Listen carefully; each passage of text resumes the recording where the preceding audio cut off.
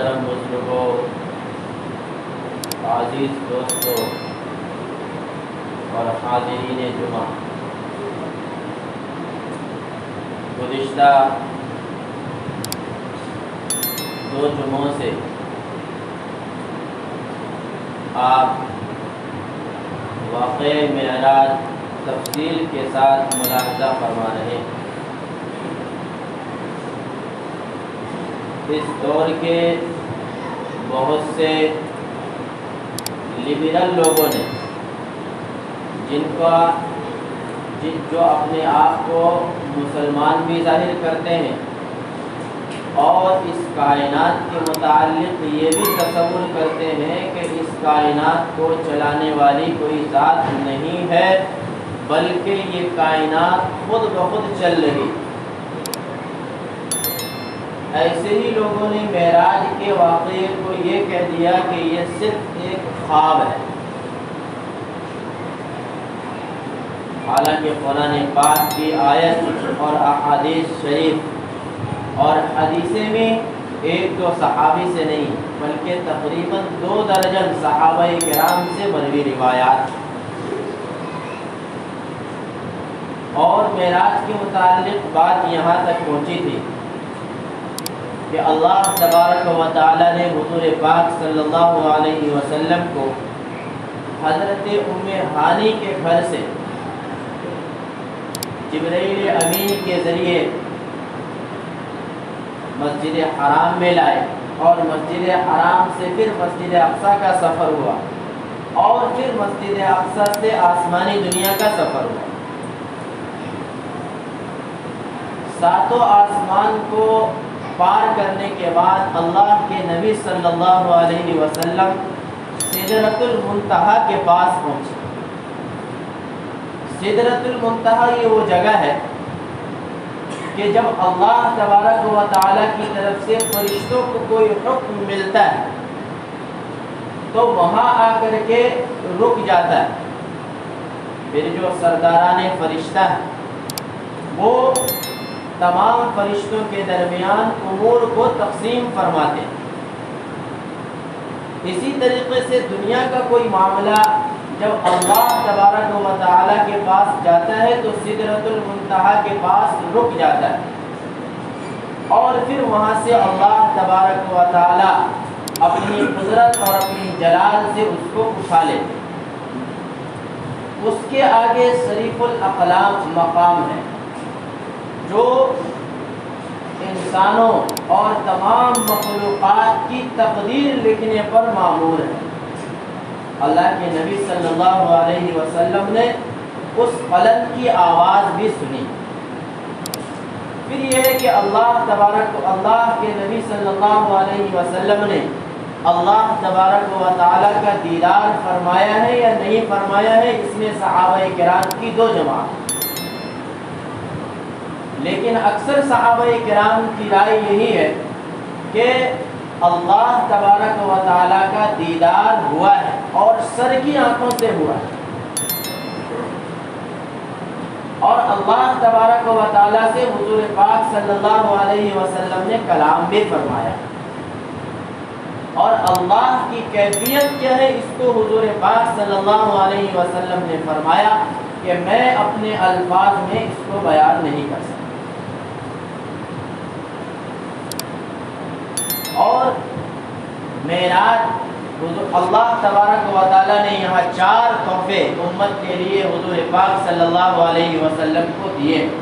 گزشتہ ہفتے یہیں آ کر کے بات رکی کہ وہ 4 تحفے امت کے لیے کیا ہے۔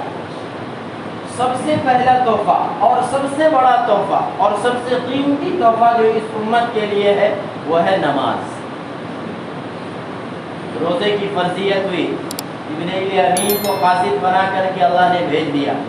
حج کی فرضیت ہوئی، آیات نازل ہو گئی، عقائد اور اسی طریقے سے دیگر احکامات نازل ہوتے رہے، تمام کو اللہ تبارک و تعالیٰ نے جبرائیل امین کے ذریعے سے بھیج دیا۔ لیکن جب باری آئی نماز کی، اللہ تبارک و تعالیٰ نے اپنے محبوب کو اپنے پاس بلایا اور 50 نمازیں فرض فرمائیں۔ ایک تحفہ یہ ملا۔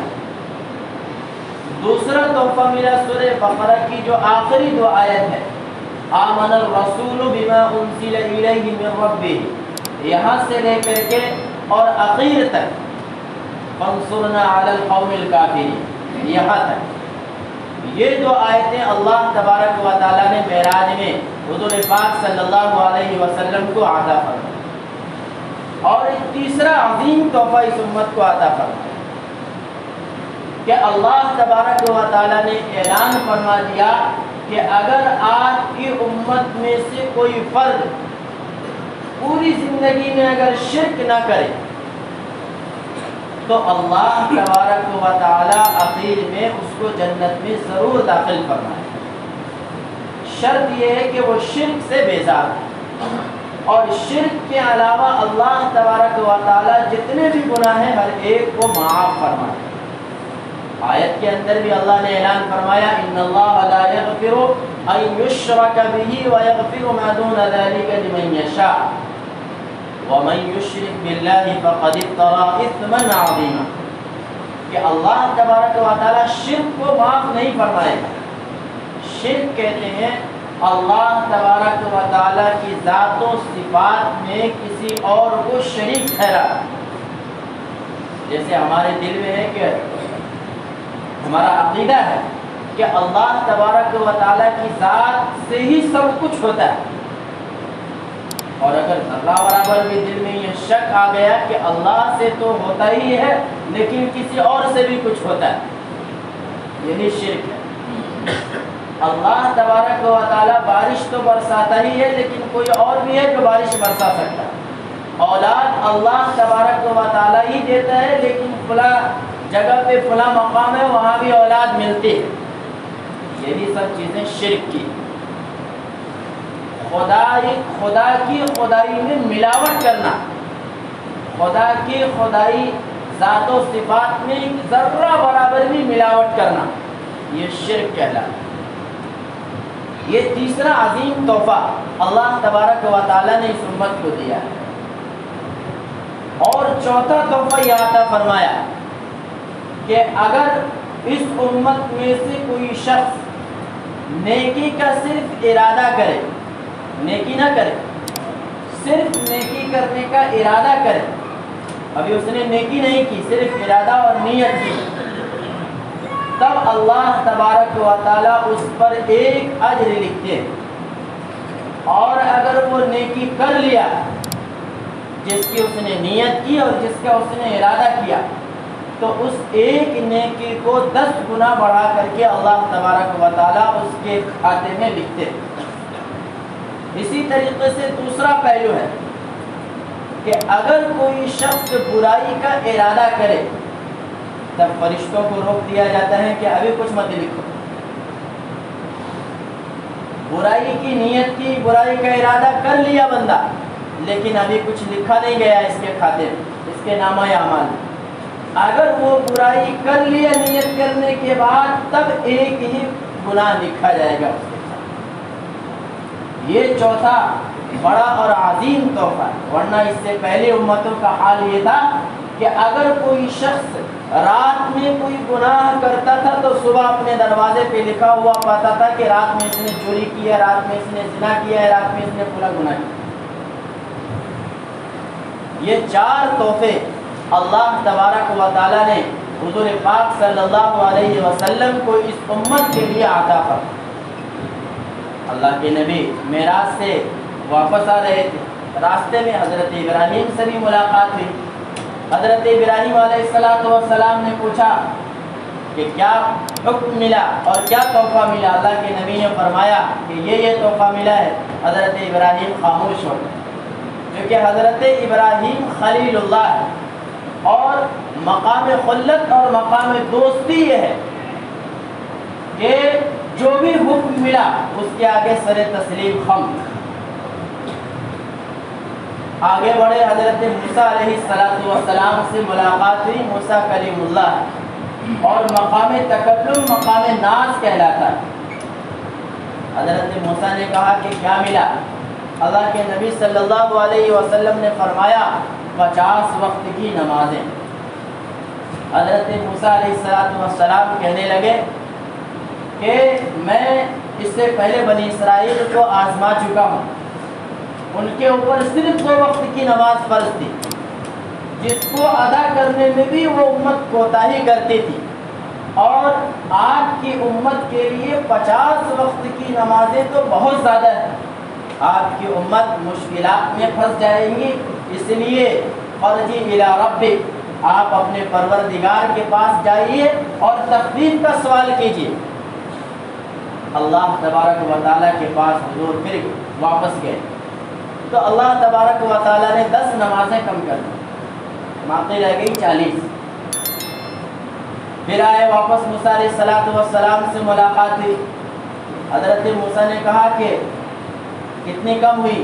حضور نے فرمایا کہ 10، بولا 4۔ حضرت موسیٰ علیہ السلام فرمانے لگے 40 بھی بہت زیادہ ہے، اس کا بھی تحمل آپ کی امت نہیں کر سکتی، آپ پھر جائیے اپنا پروردگار سے تخفیف کا سوال کیجیے۔ دوسری مرتبہ گئے، 10 اور کم ہو گئی، رہ گئی 30۔ پھر تیسری مرتبہ گئے، 10 اور کم ہو گئی، رہ گئی 20۔ پھر چوتھی مرتبہ گئے، 10 اور کم ہو گئی، رہ گئی 10۔ پھر آخری مرتبہ حضرت موسیٰ نے کہا کہ 10 بھی بہت زیادہ ہیں، پھر اپنے پروردگار کے پاس جائیے اور تخفیف کا سوال کیجیے۔ آخری مرتبہ میں اللہ تبارک و تعالیٰ نے 5 اور کم کر، باقی بچی 5 نماز۔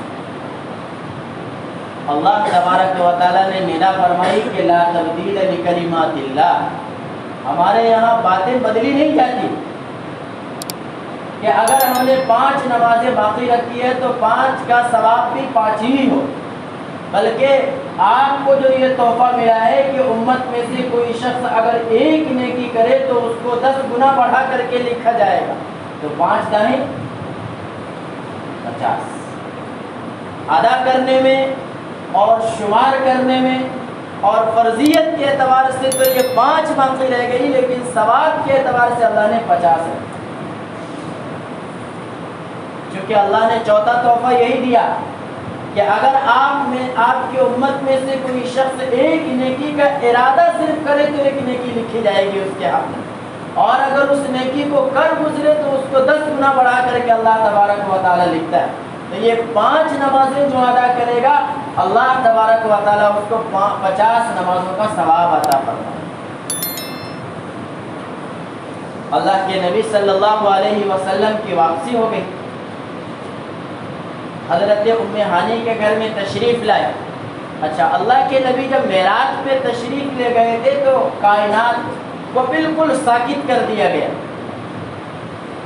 نظام کائنات کو بالکل روک دیا گیا، حتیٰ کہ روایتوں کے اندر ہے حضرت ام ہانی کے گھر کی جو کنڈی تھی اور آپ صلی اللہ علیہ وسلم جس بستر پہ آرام فرما رہے تھے، کنڈی کی حرکت بھی باقی تھی اور بستر کی گرماہٹ بھی باقی تھی، اور اللہ کے نبی اتنے لمبے سفر سے واپس بھی تشریف۔ حضرت ام ہانی کو سب سے پہلے اللہ کے نبی نے فرمایا کہ رات میرے ساتھ ساتھ یہ واقعہ پیش آیا۔ حضرت ام ہانی آپ کی پھوپھی لگتی ہے، وہ ایمان والی تھی، انہوں نے فوراً تصدیق کی، لیکن وہ جو دور تھا حضور پاک صلی اللہ علیہ وسلم کی مخالفت کا دور تھا مکہ مکرمہ کے اندر، اور مخالفت بالکل زوروں پر۔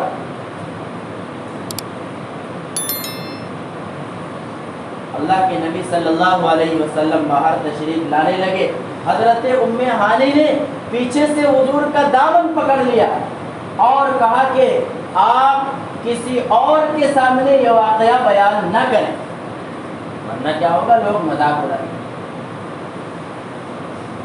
اب حضور ام ہانی کے گھر سے حرم پاک کے اندر تشریف لائے، اور عرب کا یہ مزاج تھا، چونکہ وہ لوگ عربی زبان کے بالکل دلدادہ تھے، اور اگرچہ حضور کی نبوت کو تسلیم نہیں کرتے تھے، لیکن آ کر کے یہ کہا کرتے تھے کہ محمد تمہارے پاس کوئی نیا کلام ہو تو سناؤ۔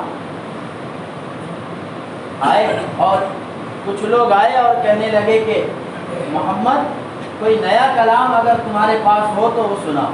حضور نے سنایا، سبحان الذي اسرا بعبده ليلا من المسجد الحرام الى المسجد الاقصى. ہمیں اور آپ کو ترجمے کی ضرورت پڑتی ہے. وہ تو اہل زبان تھے, زبان کی باریکیوں کو بھی سمجھتے تھے اور اس کا مقصد بھی سمجھتے تھے. ان کو ترجمے کی ضرورت نہیں تھی کہ پاک ہے وہ ذات جو اپنے بندے کو راتوں رات مسجد ہے, بلکہ رات کے ایک مختصر حصے میں, لیلم اس کا عربی میں ترجمہ ہوگا رات کے ایک مختصر حصے میں, رات کے کچھ حصے میں مسجد حرام سے مسجد اقصی لے گئی وہ پاک ذات.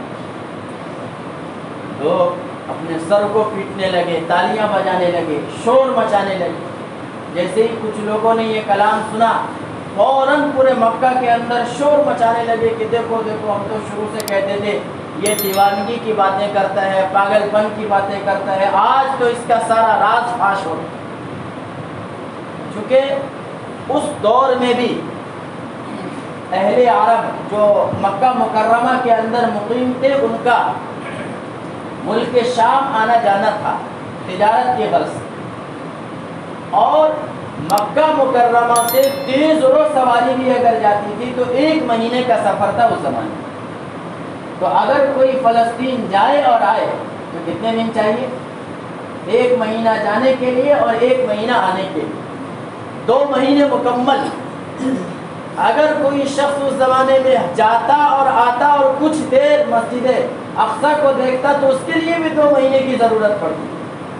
اس لیے یہ بات بالکل عقل سے باہر ہے کہ تم رات کے مختصر حصے میں مسجد حرام سے مسجد اقصی, پھر وہاں سے 7ویں آسمان پہ بھی گئے اور پھر واپس بھی آ گئے.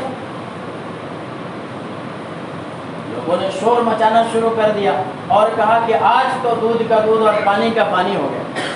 آج محمد بن عبداللہ کے صلی اللہ علیہ وسلم جتنے لوگ ماننے والے ہیں, یہ بات سن کر کے تو سارے کے سارے یقیناً بدزن ہو جائیں گے کہ واقعی یہ دیوانگی کی بات اور پاگل پن والی بات.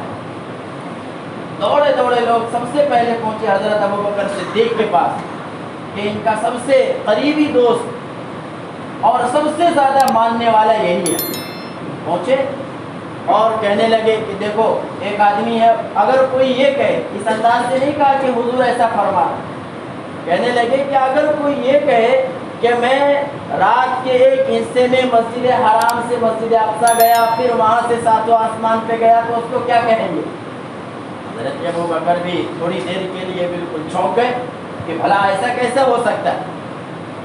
اور ایک بات یہ بھی تھی کہ حضرت ابوبکر کو وہ لوگ دانائی اور عقل مندی میں ماہر مانتے تھے. تو حضرت ابوبکر تھوڑی دیر کے لیے سکتے میں آئے. پھر اس کے بعد حضرت ابوبکر نے سوال کیا کہ یہ کہنے والا کون ہے؟ تو کفار مکہ کہنے لگے کہ اگر کوئی کہے تو اس کو تم کیا کہو گے؟ تو حضرت ابوبکر کہنے لگے کہ نہیں, پہلے کہنے والا کون ہے اس کا نام بتاؤ. تو کہنے لگے کہ وہ جو تمہارا ساتھی ہے محمد بن عبداللہ وہی کا. حضرت ابوبکر نے کہا کہ ان کان قالہ فقد صدق, اگر انہوں نے یہ بات کہی ہے تو بالکل سچ ہے. اور اسی موقع پہ حضرت ابوبکر کو صدیق اکبر کا لقب ملا. اور حضرت ابوبکر نے ایک اور عجیب بات کہی.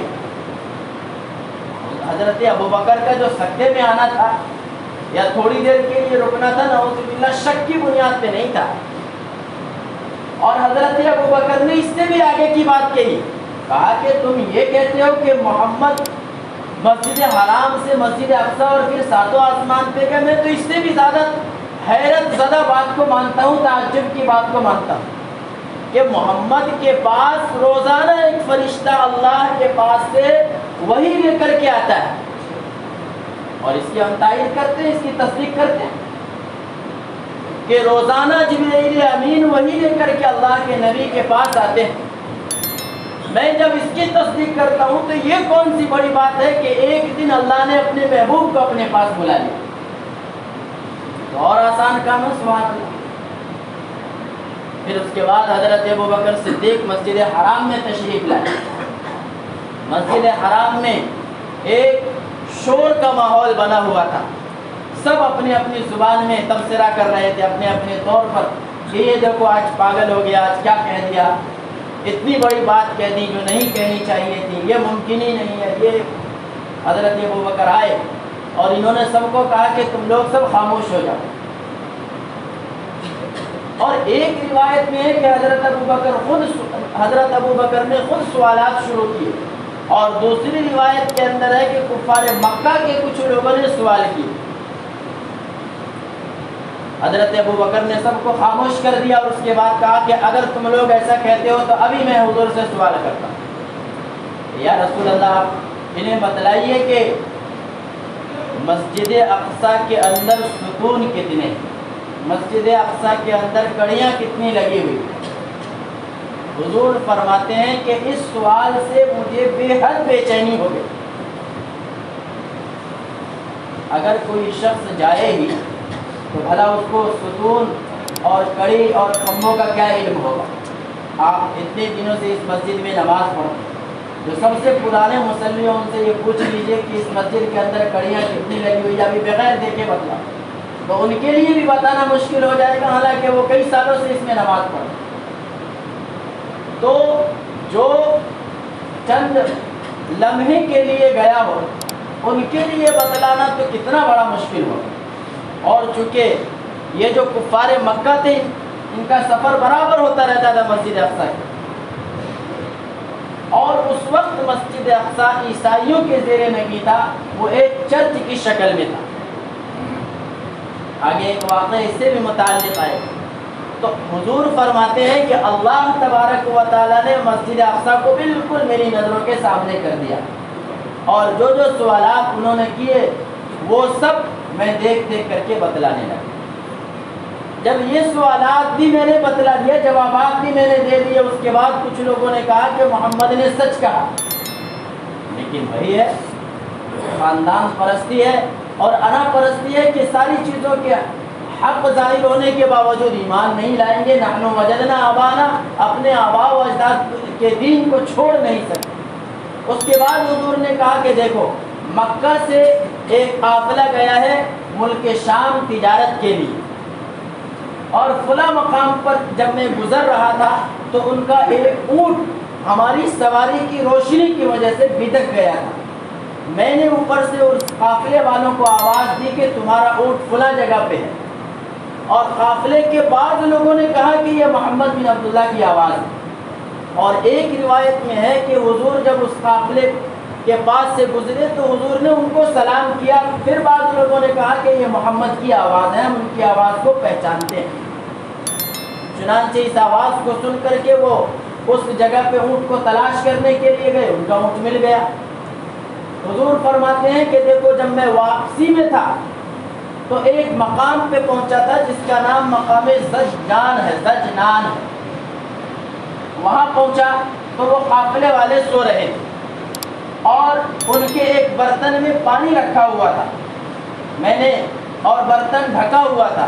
میں نے برتن کا ڈھکن ہٹایا اور پانی پی لیا، اور پھر برتن کو اسی طریقے سے بند کر دیا۔ جب وہ لوگ صبح اٹھے ہیں تو دیکھے کہ پانی اس کے اندر نہیں ہے۔ یہاں ایک بات یاد رکھنا چاہیے کہ عرب کا یہ دستور تھا، پانی، دودھ اور کھجور شہد، ان چیزوں کے لیے اجازت کی ضرورت نہیں ہوتی تھی، رکھا رہتا تھا، جو چاہے استعمال کر سکتا۔ اس لیے کسی کے دل میں یہ شبہ نہ آئے کہ حضور نے بغیر قافلے والوں کی اجازت کے پانی کیسے پی لیا۔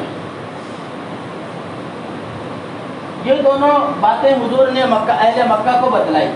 اس کے بعد کہا کہ دیکھو وہ قافلہ آ رہا ہے اور تنعیم گھاٹی کے پاس پہنچ چکا ہے، اور ان کے آگے جو ہے سب سے آگے وہ چتکبرا اونٹ ہے، اور اس کے اوپر 2 بوریے لدے ہوئے ہیں، اور ایک ان میں سے سفید ہے اور ایک لال رنگ ہے۔ اتنی نشانیاں حضور نے بتلا دی، جیسے کہا کہ وہ قافلہ تنعیم گھاٹی کے اندر پہنچنے والا ہے، فوراً کچھ لوگوں نے اپنی سواریاں نکالی اور دیکھنے کے لیے نکل گئے کہ یہ سچ کہتے ہیں یا جھوٹ کہتے ہیں۔ دیکھا تو واقعی سب سے آگے چتکبرا اونٹ ہے، اور اس کے اوپر 2 بوریے، ایک سفید ہے اور ایک واقعی لال رنگ کا ہے۔ اس کے بعد وہیں پہ ان لوگوں نے پوچھنا شروع کر دیا کہ تمہارا کوئی اونٹ غائب ہو گیا تھا؟ کہا کہ تمہیں کیسے معلوم؟ اونٹ تو غائب ہوا تھا، کیسے ملا؟ ایک آواز آئی تھی کہ فلاں جگہ پہ اونٹ ہے۔ یہ بھی بات سچ نکلی۔ اس کے بعد انہوں نے سوال کیا کہ فلاں مقام پر تمہارا قافلہ پڑاؤ ڈالا تھا اور وہاں پہ پانی ختم ہو گیا تھا کسی کے پینے کی وجہ سے۔ کہا کہ یہ تمہیں کیسے معلوم؟ ابھی انہوں نے نہیں کہا کہ محمد نے بتلایا۔ جب یہ دونوں بات کی تائید ہو گئی تو اس کے بعد ان لوگوں نے کہا کہ ہمیں محمد بن عبداللہ نے بتلایا۔ تو ان لوگوں نے کہا کہ ہم نے ان کی آواز سنی تھی اور ان کا سلام بھی سنا تھا۔ اتنے سارے واقعات پیش آئے اور ساری کے سارے مشاہدات سامنے ہیں لوگوں، ایمان قبول کر لینا چاہیے۔ ایک بھی بات کے اندر ذرہ برابر کا بھی فرق نہیں آ رہا۔ اس کے بعد قافلہ آیا، حضور پاک صلی اللہ علیہ وسلم نے سب کو دکھلایا کہ دیکھو آگے وہی اونٹ ہے اور اس کے اوپر وہی سامان لدا ہوا ہے۔ لیکن کفار مکہ کا ایک ہی نعرہ تھا، نحن وجدنا آباءنا، ہم اپنے آباء و اجداد کے دین کو نہیں چھوڑ سکتے۔ اس کے بعد ایک اور واقعہ پیش آیا جو معراج سے متعلق ہے کہ رومیوں کا ایک بادشاہ گزرا ہے ہرقل، اور یہ ملک شام کا بادشاہ تھا، اور ملک شام اس وقت روم کے زیر نگی تھا۔ حضور پاک صلی اللہ علیہ وسلم نے سن 7 ہجری میں تمام بادشاہوں کے نام خطوط لکھے ہیں اور اسلام کی دعوت دی ہے۔ حضرت دحیہ کلبی خط لے کر کے ہرقل کے پاس پہنچا، اور اس وقت مکہ سے قافلہ گیا ہوا تھا تجارت کی غرض سے، جس میں ابو سفیان بھی تھے، اس وقت تک ایمان نہیں لائے۔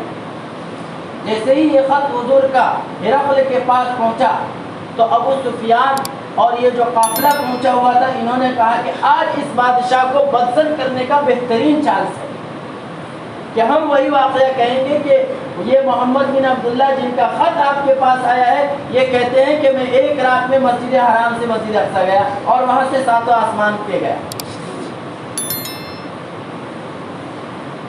ہرقل نے ابو سفیان کو بلایا اور خط پڑھ کر کے ان کو سنایا کہ تم ان کو جانتے ہو محمد بن عبداللہ کو؟ انہوں نے کہا ہم جانتے ہیں۔ ہرقل نے کہا کہ تم میں سے ان کا قریبی رشتہ دار کون ہے؟ ابو سفیان نے کہا کہ میں ہوں۔ اس کے بعد ہرقل نے ابو سفیان کو سب سے آگے بٹھایا اور باقی جو قافلے کے لوگ تھے ان کو پیچھے بٹھایا اور کہا کہ اگر یہ جھوٹ بولے تو تم لوگ ان کی تکذیب کرو۔ اس کے بعد سوالات شروع کیے، بہت سارے سوالات پوچھے۔ تو ابو سفیان نے موقع دیکھ کر کے یہ کہا کہ یہ محمد بن عبداللہ تو ایسا کہتے ہیں۔ اسی مجلس کے اندر ایک پادری تھا، اس نے کہا کہ میں واقعی معراج کی تائید کرتا ہوں، اور تائید اس بنیاد پر کرتا ہوں کہ ہمارا یہ معمول تھا کہ جب ہم مسجد کو رات میں بند کیا کرتے تھے اقصیٰ کو، تو سارے دروازے بند کر دیتے تھے، اور اس رات ایسا ہوا کہ 2 دروازے بند نہیں ہوئے۔ ہم نے سارے ملازمین کو لگا کر کے بہت کوشش کی ہے کہ یہ دونوں دروازے بند ہو جائے، لیکن بند نہیں ہوئے وہ دونوں دروازے۔ تو ہم نے یہ چھوڑ دیا اسی حالت پہ، اور صبح جب دیکھا تو ایک پتھر کے اندر سوراخ کیا ہوا تھا اور وہاں پہ جانور کے باندھنے کے نشانات تھے۔ تو میں نے کہا کہ رات کسی نبی کا یہاں نزول ہوا ہے، اور وہی رات تھی جس رات میں محمد صلی اللہ علیہ وسلم یہاں تشریف لائے تھے۔ پادری نے بھی گواہی دی ہرقل بادشاہ کے دربار میں اس واقعے معراج۔ اتنی حدیث اور اتنی روایات اور اتنی آثار کے باوجود بھلا کوئی کیسے کہہ سکتا ہے کہ یہ خواب کا واقعہ ہے؟ حضور پاک صلی اللہ علیہ وسلم نے بیداری کے عالم میں معراج کا سفر کیا ہے، اور معراج کا سفر ہوا ہے۔ اب اس واقعے میں ہمارے لیے سبق کیا ہے اور اس واقعے کا نتیجہ کیا ہے، اس واقعے کا مقصد کیا ہے، انشاءاللہ آئندہ ملاقات میں اللہ عمل کی توفیق عطا فرمائے۔ وآخر دعوانا الحمد للہ رب العالمین۔